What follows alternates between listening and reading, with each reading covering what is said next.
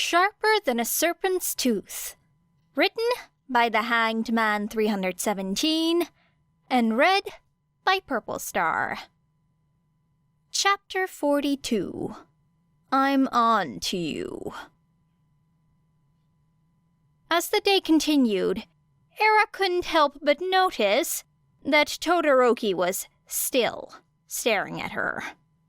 She had half a mind to confront him about it in the middle of class, but she knew it wouldn't do any good. Whatever conversation he so obviously wanted to have would probably best be conducted in private, so it would have to wait. And it would have to wait longer than she'd anticipated, because as soon as class let out for lunch, Aizawa called for both her and Hitoshi to stay behind, while everyone else packed up. "Sensei?" Hitoshi's voice was soft, and Era was pleased to note the lack of obvious reverence in his tone. It was still there, of course, but it seemed that his feelings had simmered down from hero worship to a more manageable and personal admiration. Good. That kind of blind esteem never helped anyone. Aizawa wearily looked up from his paperwork, tapping his finger against the list of heroes who'd offered partnerships to UA. You two will not be interning with any of these agencies. I displayed Shinsou's offers so you'd know that there is interest. But I'm not in the habit of sending untested students into situations they aren't prepared for. Immediately, Era bristled. If heroes want Hitoshi, then he should be able to— I wasn't finished. He didn't sound angry. Never sounded angry. Which was just so fucking infuriating because more and more often, Era was finding herself on the cusp of spitting rage. All the time. There wasn't an outlet. And as much as it was a relief, she couldn't help but feel like it wasn't fair. You two won't be interning with any of the agencies on this list. But it would also be illogical for your studies to be put on hold while your classmates get practical experience. Especially since you have a lot of catching up to do. Aizawa continued. Although it's not technically an internship, in practice it will be similar. You'll both be interning with me. Out of the corner of her eye, Era saw Hitoshi straighten, and she repressed a sigh. Great. More scrutiny from her favorite underground pro. At least he's a known quantity. The thought was little comfort, as the more known he became, the more he knew of her. Aizawa pulled out 2 slips of paper and handed them over. As with the official internships, you'll be boarding with me. Here's the schedule you can expect, as well as instructions of when and where we will be meeting. This will be a mix of training and practical experience, so you'll need both normal exercise wear and whatever elements of your hero costume you have prepared. Era accepted one of the lists, nose wrinkling as she stared down at it. The schedule was a lot looser than she expected. So vague and obviously subject to change that she wondered why Aizawa had even bothered. As an underground pro, he was probably used to setting his own schedule, so maybe this was the most regimented his time had ever been on the job. Still, he didn't seem to be in the habit of wasting time. Probably just did what he needed to whenever it was necessary. No schedule required. She envied that, the sense of surety it implied. There was a familiarity in schedules, in harshly regimented time, a purpose she'd been fumbling for ever since her escape. Hosu? Asked Hitoshi suddenly. Era looked more carefully at her own schedule and saw that, yes, indeed, the listed address was somewhere in Hosu City. That seemed far for someone who worked at UA. We'll be renting out an apartment there, said Aizawa with a shrug. I'm working a case, and it's not going on hold so I can babysit you two. Era wanted to point out that no one had asked him to do this, but she figured it wouldn't go over well. What case? She asked instead. None of your concern. Era huffed. Feels like our concern. We'll probably find out eventually. Aizawa sighed, leaning back in his chair. Focus on your training. If I decide you're ready for patrols, then I'll brief you. Okay? No? Of course, Sensei. Right. Go to lunch.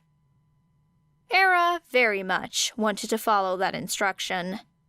She really did.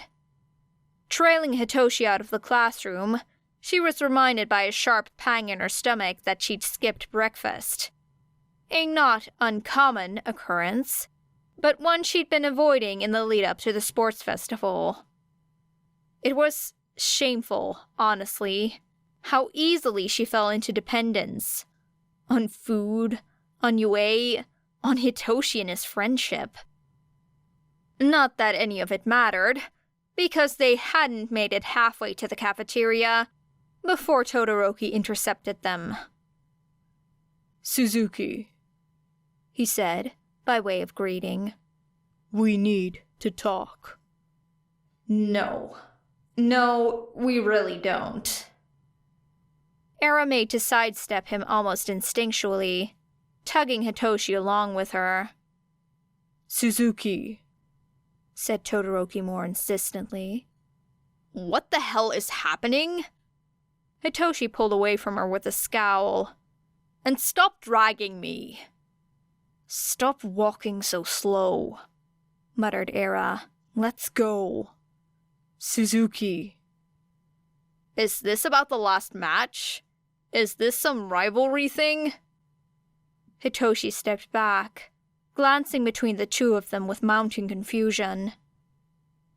Todoroki's expression betrayed nothing as he neared them, but Era could see by the clench of his hands that he was getting impatient. We need to talk, or I take it to Aizawa. Fucking hell! Era, what is he talking about? Nothing, said Era with a pleasant smile. Anyone else, any teacher or student in this building, and she wouldn't be concerned.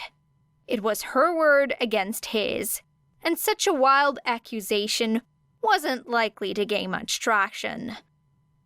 Aizawa, on the other hand, she couldn't afford to let the thought enter his mind. The little doubt that could bring it all crumbling down. Era breathed and turned to Hitoshi. Mind saving me a seat? I'll catch up. What? Anger twisted at Hitoshi's confusion. Era, is he threatening you? Because... Please. Era scoffed. I think I'm a little above threats, Hitoshi. Just need to clear some things up. Okay? Hitoshi didn't look happy about it, but after a blistering glare towards Todoroki, he threw up his hands and began to walk down the hall. Fine. But if anything happens, I'll kick his ass. Right, Era said with the beginnings of a smile. Thanks. I'm not going to do anything. Todoroki was already standing next to her, warily watching Hitoshi leave. I know. muttered Era. I think he's just concerned because of how our match went. Apparently it got violent. Todoroki looked at her. Eyes narrowed. Apparently, she repeated. Is there anywhere in particular you'd like to talk, or are we just going to stand in the middle of the hallway? Why? Is there something you don't want to be overheard? Fucking hell, breathed Era, allowing her eyes to dart over his shoulder to confirm that the hallway was, in fact, empty. I don't know what you want. What's your quirk? Era did not wince, but she felt the aborted motion tug at her face. Physical enhancement, basically. I'd ask yours, but... You're lying. Bold accusation, said Era dryly.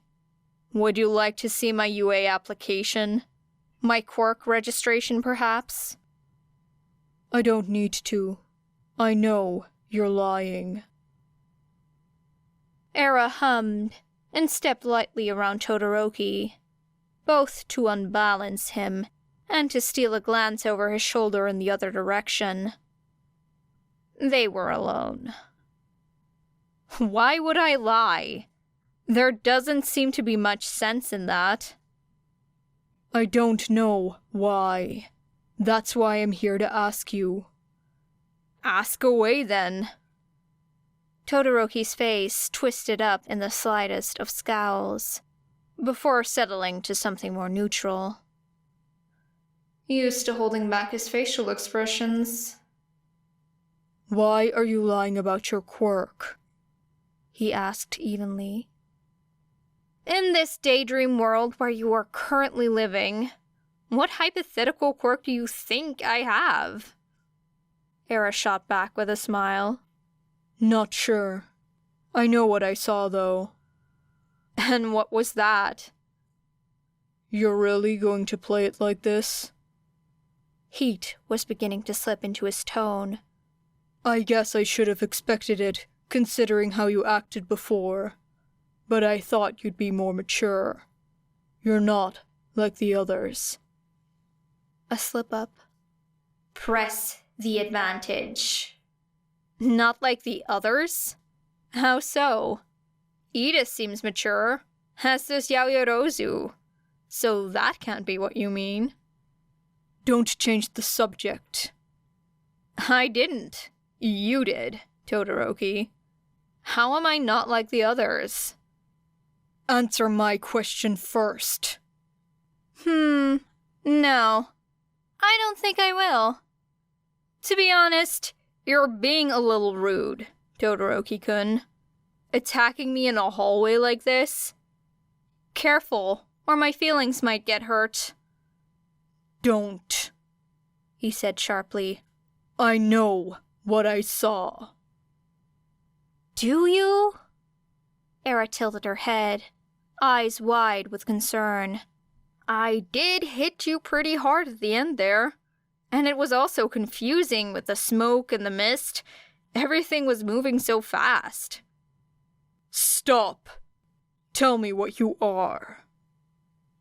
Era blinked, genuine confusion flitting across her face before she managed to leash it tight. Okay, that actually is a little hurtful. Whatever your quirk is, it isn't normal. You were at the USJ. Yes? Era couldn't dull the sharpness of her tone. Breathe. She did, and threw in a smile for her trouble. Oh, right. You helped out at the end there, with the Nomu guy? That wasn't a person, said Todoroki stiffly. That was a thing. It didn't feel. It just took orders. Era shrugged. Some people are like that. Like you? Oh, So now this was getting personal. Fine. She could do personal. I guess like recognizes like, she said sweetly. Should have expected as much from Daddy's little errand boy. The subsequent heat was intense, but it did nothing to wipe the feral grin from Era's face. I win. This game was much easier now than it had been with anyone in Phoenix. Then, suddenly, the heat was smothered by a bone-chilling cold. Todoroki stared at her with a new, wary consideration. Are you trying to make me angry? Era shrugged. I can't make you anything, Todoroki. I'm just saying words, yes? Not my fault you reacted like that. No. You knew what you were saying. You knew exactly what would anger me the most, and then you went straight for the kill. Interesting turn of phrase. I notice you're still standing. You know what I meant, he snapped, before taking a moment to rein in his emotions. Fascinating. You did it at the sports festival too. You kept twisting until I finally snapped. Era sighed. Maybe I did, maybe I didn't. I really don't see what you're so worked up about here. That's the kind of thing my father does, said Todoroki coldly. Really? I didn't take him for someone so subtle. When he wants to be. Cryptic. So, do you have a point? That's the kind of thing villains do. Okay, see, I think I understand what you're trying to say here, but it's gotten a little confused in the delivery. Era pulled out her phone to check the time, frowning when she saw that lunch was already halfway over. Here's some much-needed advice. You're not good enough to dance around the point like this. It's admirable, what you're attempting here, but you simply don't have the skill. What I think you're trying to do is talk me into... what? Admitting something? But you've gotten a little tangled up in your own thoughts. I need a clear through line. You want me to spell it out for you? He said flatly.